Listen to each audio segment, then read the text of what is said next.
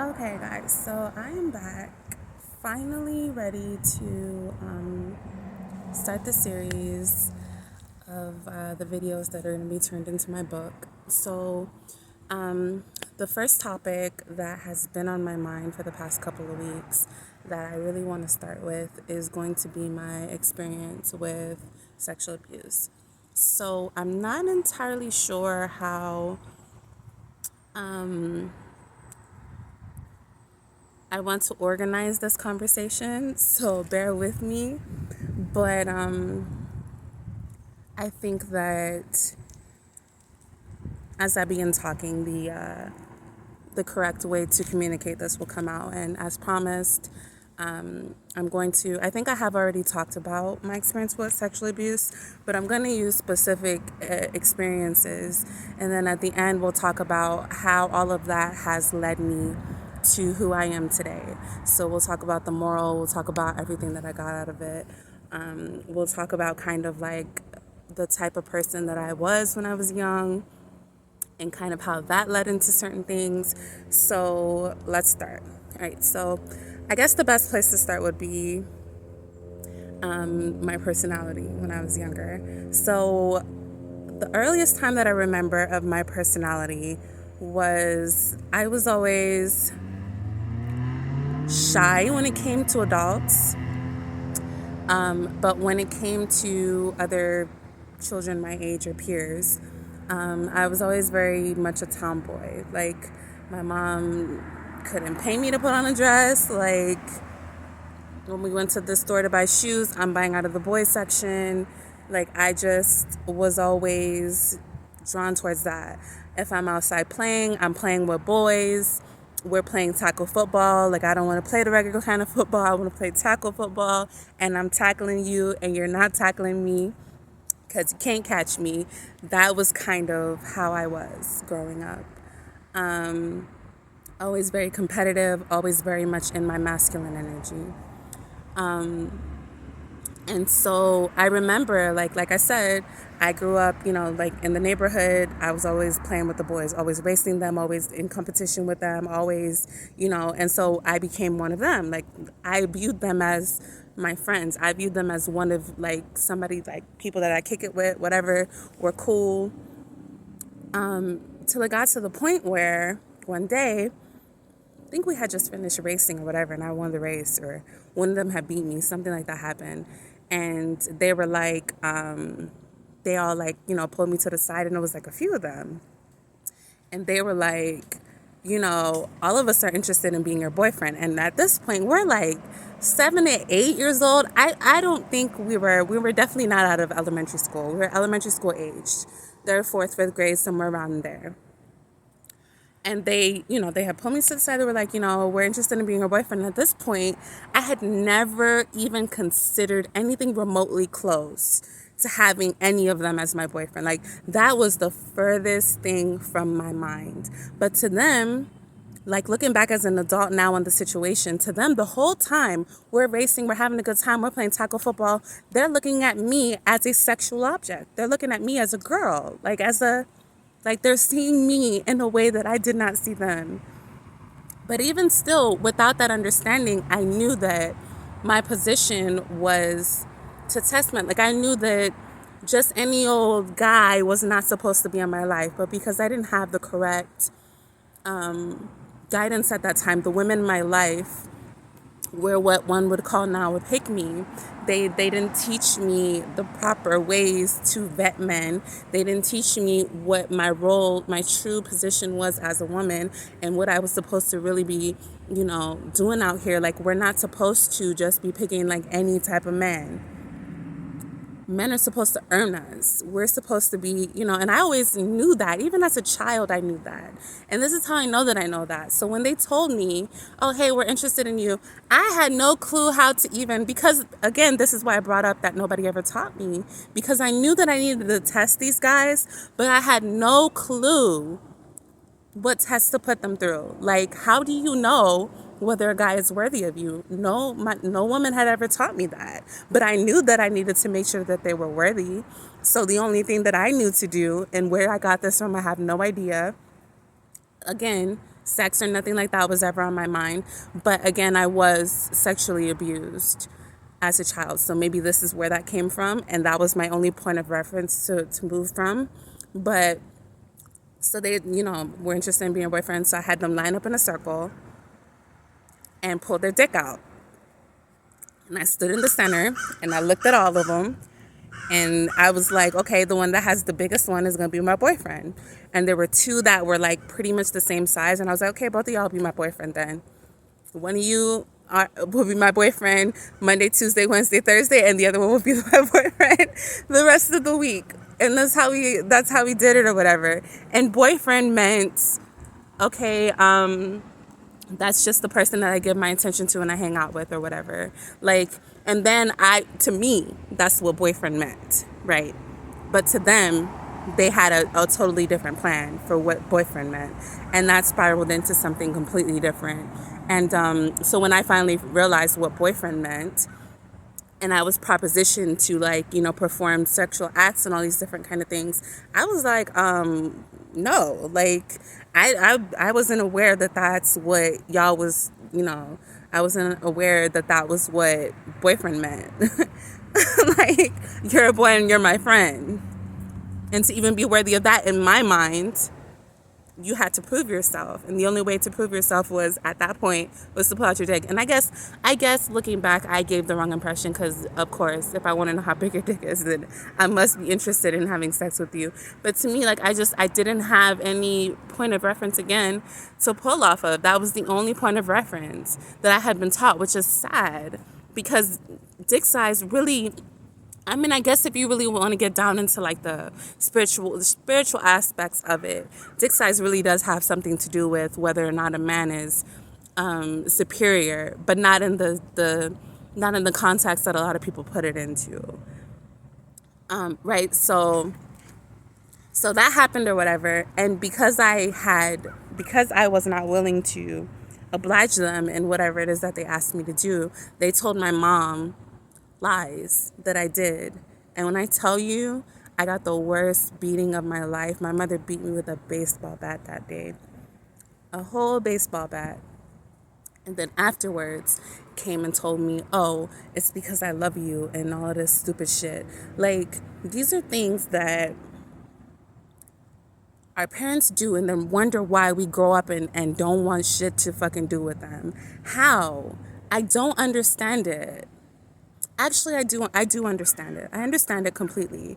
If you understand psychology, you would understand how a parent can raise a child and do foul, fucked up shit like that to them. You would know why. Because of all the pressures and all of because of the man that she chose to be with, and all the poison that he was pumping into her when he was having sex with her, because that's what happens. And even that is on purpose. I don't know if I want to get into that in this video, but even that is on purpose. The fact that a man's sperm has such a strong effect on a woman, and vice versa. There are chemicals in our vagina that makes him more inclined to want to be around us. It draws him into us. And that's on purpose. And that's why the Bible says that you're only supposed to have sex with somebody that you have married, because naturally, within our sexual organs are chemicals that bring us closer together. And that's what the Bible is talking about. So again, it's not to control us and it's not to do any of this extra stuff. It is all by design. So if you're out here having sex with people who you have no business having sex with for material value or for ego stroking, or because you feel lonely and you have low self-esteem or whatever, these are the negative effects of that. Everything has a consequence. So we shouldn't be looking at men or at women as evil because their sexual organs are controlling us. We should be looking at it as like, okay, well, I would want to be controlled with somebody who I have deemed as worthy of being in my life, because at that point it's no longer control, because we're on the correct path together. If you wait to find somebody that is supposed to be for you and naturally your paths are aligned, there is no negative effects to you being controlled by that person or to their sexual nature pulling you into them. There's only positive effects to that because it bounds you guys. It brings you together, makes you stronger. But if you're with somebody who you have no business with and who you don't give a fuck about, then of course, that is not something that you want to happen. So let's stop being out here abusing sex and abusing everything and then thinking that we're going to get away and not be punished. The punishment is built in, guys. We're given free will because the punishment is built in. Understand that. You're not getting away with having sex with whoever you want to have sex with just because you're able to do it. You are paying the price through being attached to these people, and they're fucking up your life because you had no business having sex with them in the first place. And that's one of the things that being sexually abused taught me. As crazy as it might sound. Because, and here's how it taught me that, because I had experienced these things early on in life, it opened me up more to having sex as I got older and as I became an adult and everything like that. So I had all my sexual partners. And as I'm doing this and as I'm going through the motions and whatever, I'm realizing certain things. Like, why am I usually not sexually aroused? But then you'll get on social media and the majority of people will tell you women have the same sex drive as men, or women want sex just as much as men do. But I remember, like, even to this point, my sex drive is not high. And for the most part, if women are honest with you and you're in a circle where women are telling the truth, they'll tell you that their sex drive is very different from their partners if they're in relationships with people. So here I am hearing one thing, getting in a relationship with men, relationship after relationship with men, and realizing that what I had been taught is completely the opposite of how I'm feeling. My sex drive is not high. I honestly am not attracted to most men.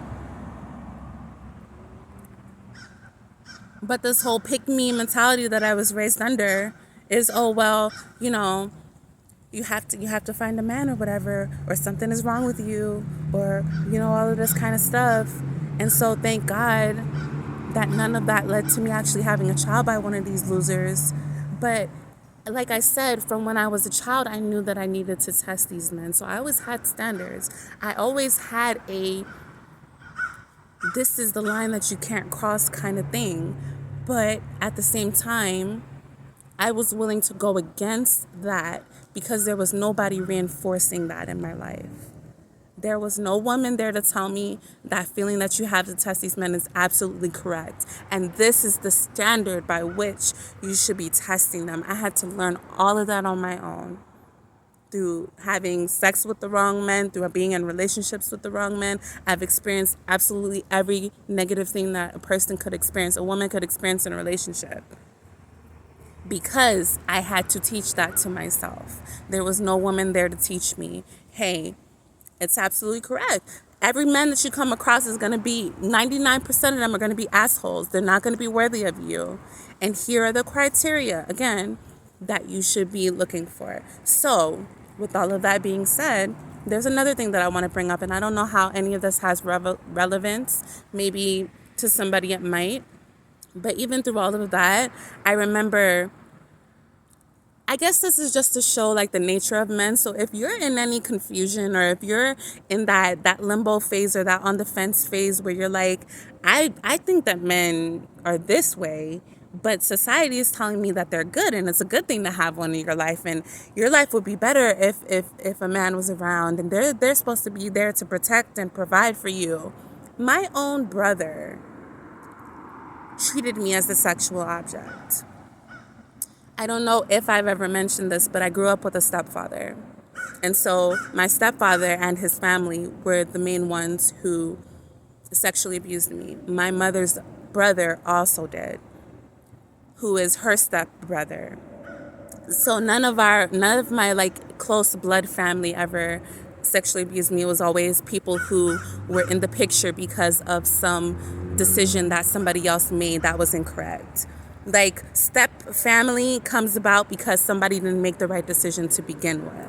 And that's just my opinion on it, right? And I feel like all of that was on purpose. It was all there to teach everybody involved a lesson.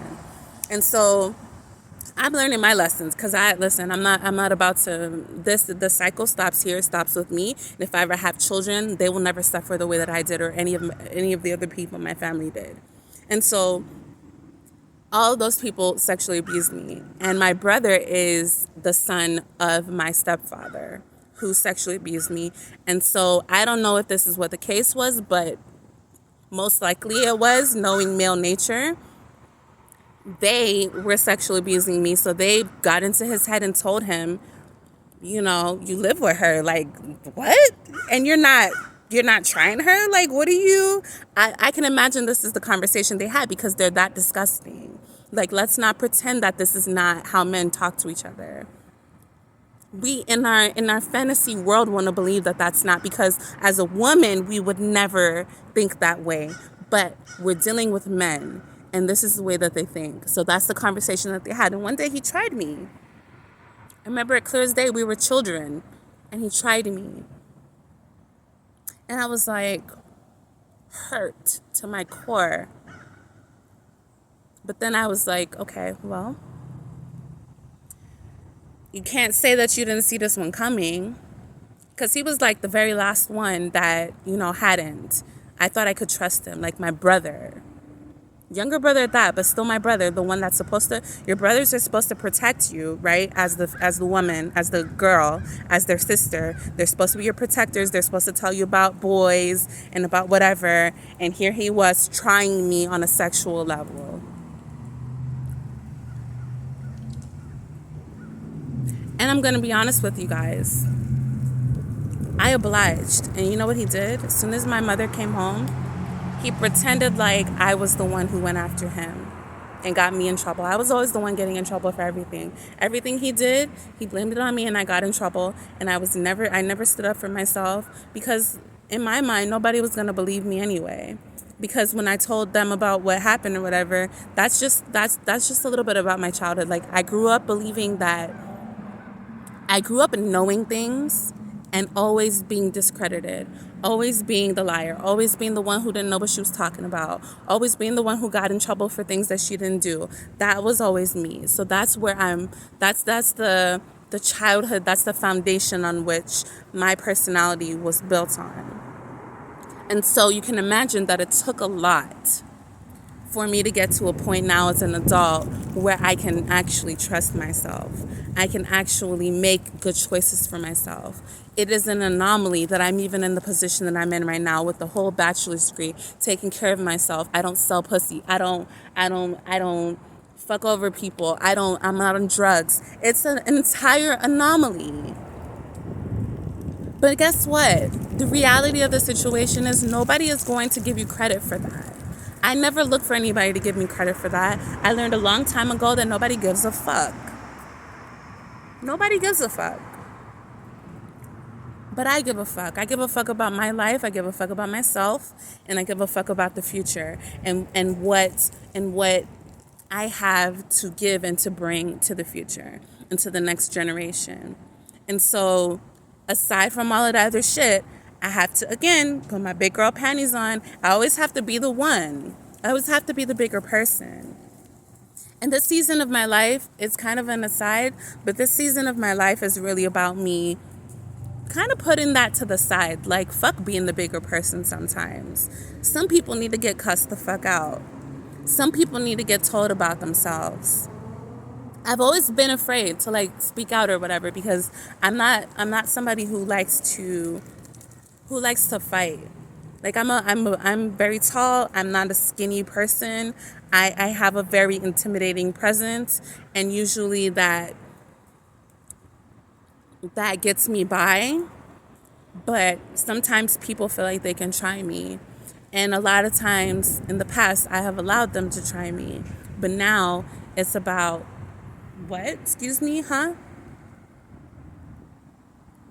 Like this whole, the other day, there's a video that I made, actually. I was going off at this. I think I might actually post it. I might actually post it. I didn't post it because I was cussing every other word in it, and I was so angry. But I think I am going to post it. I need to figure out the correct title for it though, and I need to figure out if I want to bleep the words out because I was going off. Like I'm just sick and tired of going in these spaces and people are trying me and I'm just turning the other cheek, turning the other cheek. Oh, they don't know. They don't know who they're dealing with. It's okay. You know who you are. Fuck that. Sometimes a bitch needs to know you don't know who the fuck you're fucking with. Don't play with me. Do you need to be put into an understanding of who you're dealing with? Because I'll more than like I will definitely oblige you in that. Like I'm at that point now, getting angry. So I don't know if I'm at the point in my shadow journey where the angry teenager is coming out or whatever.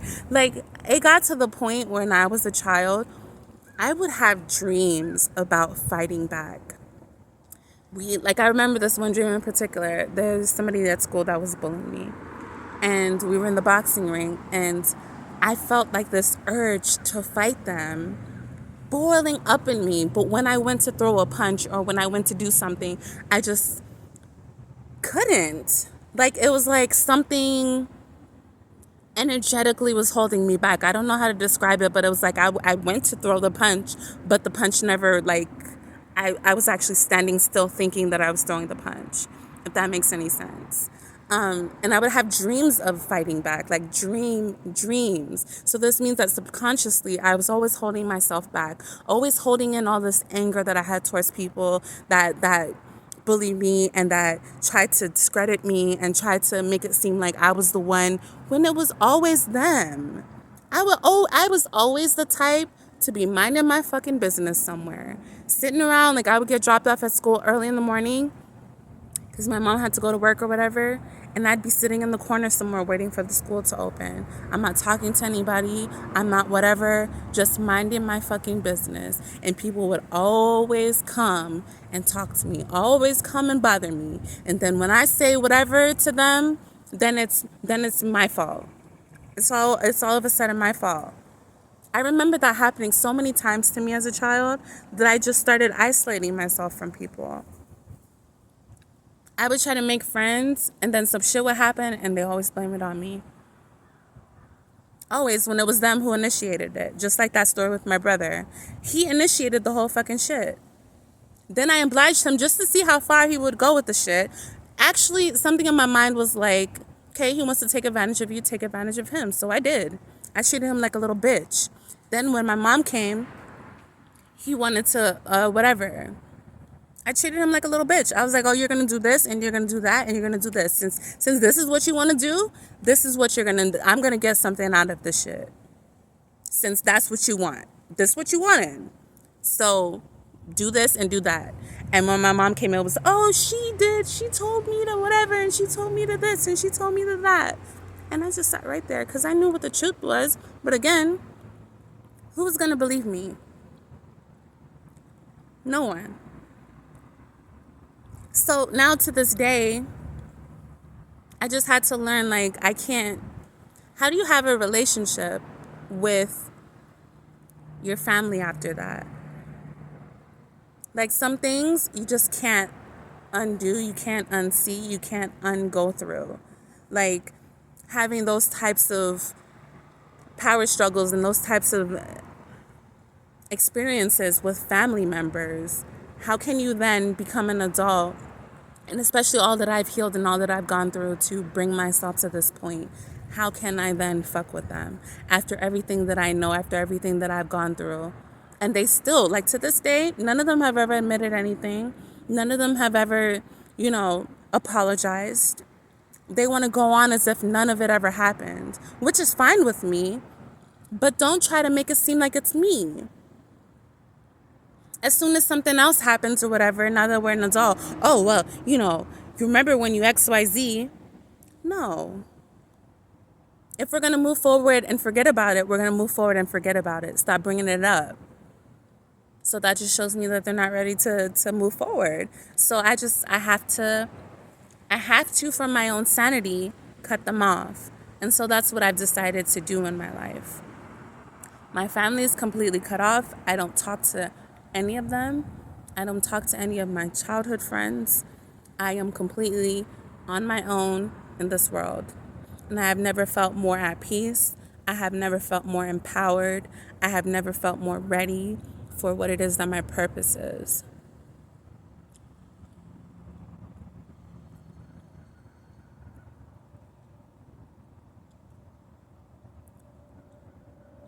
And so there's something else that I want to talk about, but that pause was me trying to decide if I want to talk about it in another video or if I want to talk about it in this one. We're kind of getting up to 30 minutes with this video, so I might just record another one right now and post them up separately. So,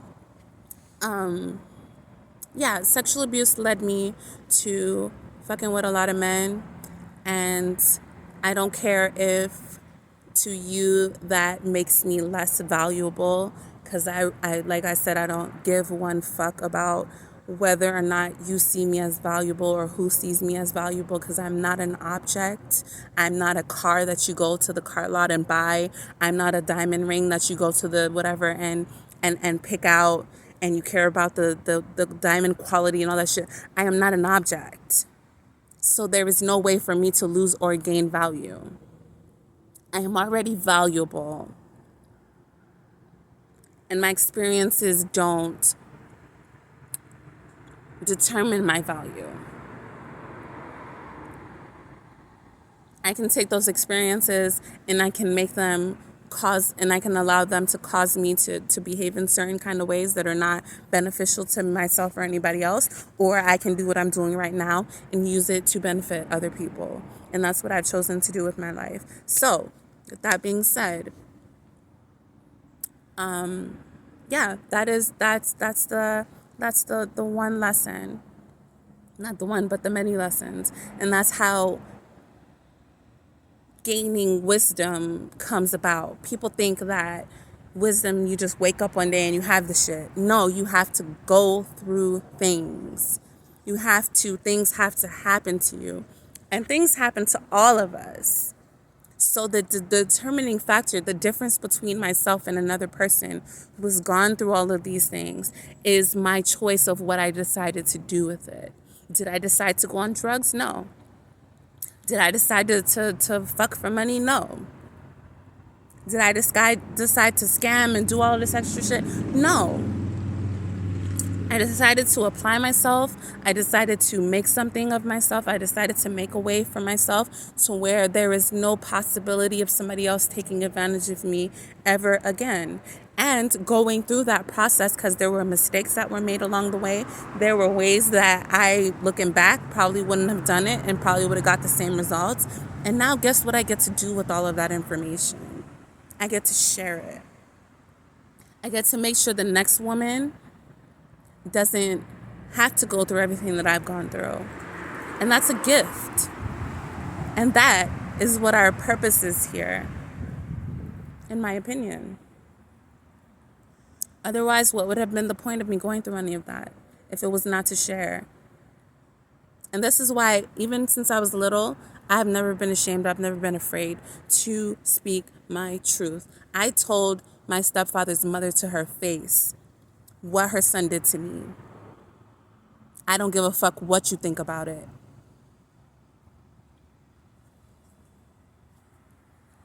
I don't give a fuck. This is the man you raised. And that's why I talk to him the way that I talk to him. And that's why I deal with my mother and them the way that I deal with them.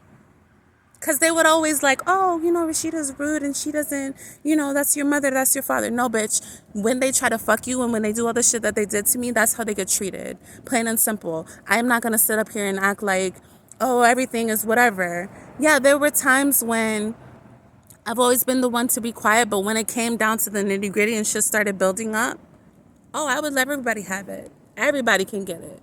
I'm going to let y'all know, cutthroat, simple.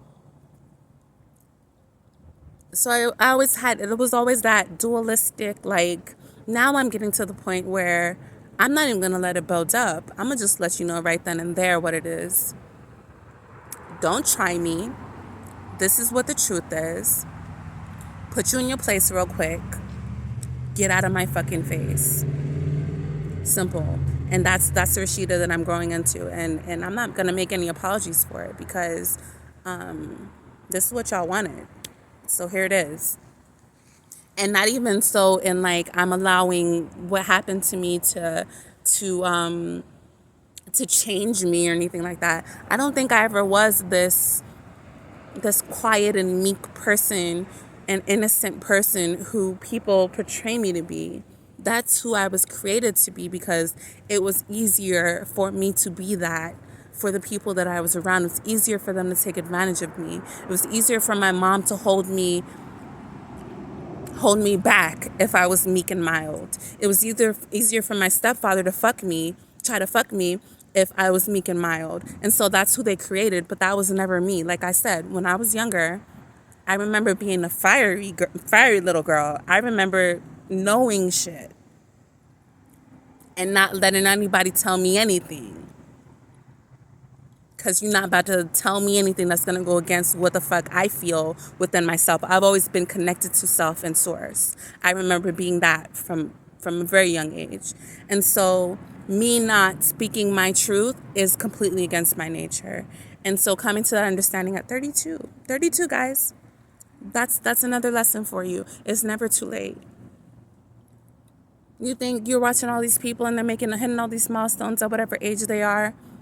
It makes no difference. It is never too late. As long as you have breath, as long as you were woken up this morning, you still have an opportunity to turn your life around. You still have an opportunity to learn and to grow and to change. That's what the whole purpose of this life is. We're constantly learning and growing and changing. That is what life is about. And once you stop doing that, that's when you die. Okay, guys, so I'm going to close it out here because we done hit 30 minutes already. And I'm going to get into the next video. Anyway, I'll see you guys later. Be well.